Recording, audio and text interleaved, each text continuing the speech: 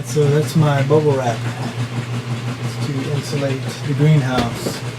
Bought a roll of bubble wrap that's up there, and then I got some tape. And I've been working on the greenhouse. Let me show you what I got so far. So we're getting it ready for the winter. And pretty interesting. Had to pull everything out of it today. And a couple weeks ago I kind of started moving stuff around. I had to spray in there because I found a couple black widows. But had to get those out of there. So that's what I've been doing. Everything cleaned out, good to go. We're gonna put the bubble wrap in here soon because it's starting to. It's 120 in here now. Warm with the fan rolling.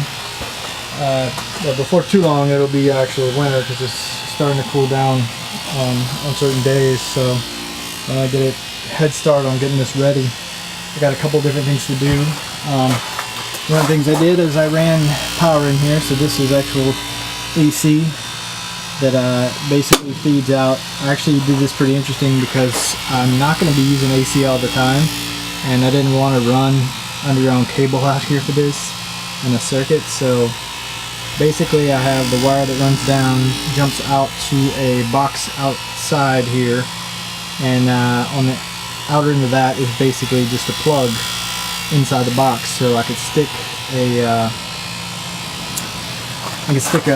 extension cord up into the box and plug it in and run the extension. I got a drop up under the house so I could feed back into this area. So I'm just going to lay it on the ground and run it down here, and that's what I'm going to use this winter for the power. Since it's not like something that's going to stay here, and I want to try to heat the greenhouse without using AC power, we ended up running the DC power out here. So we have DC power off the solar panels, and that works during the day. But I'm actually going to dig next. I'm going to dig out the ground here.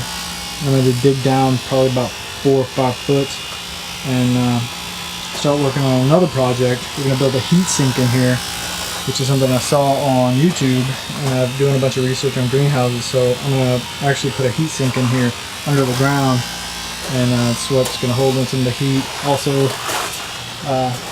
you've got the barrel here, so this will help out. I'm also taking 2-liter bottles, and I'm going to fill them up and basically spray paint the bottles black, and we're going to line them up against the wall here. I'll probably put some on this wall, anywhere there's a little bit of area, so they can retain the heat and then basically put it back out at night. But we're going to get ready for the winter time, since everything is kind of getting there, getting towards the end of summer. I want to get a head start on it, so that's what I've been working on. We also went ahead and, I don't know if you can see here, started sealing all the windows, so the windows are completely sealed all the way around.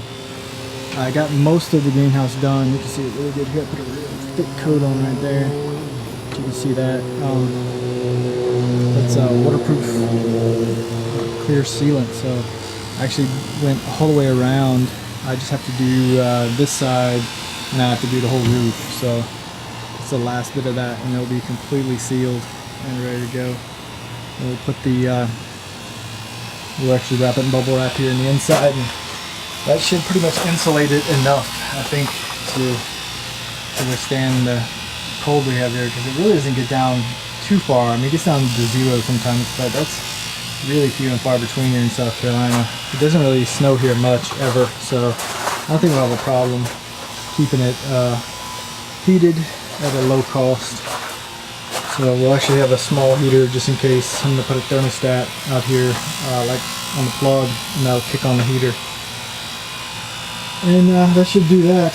Also, I'll have some oil lamps that I'm going to get out here too. So it'll be another way to keep the heat in if we need to. But that's the plan here. You guys take it easy. Peace.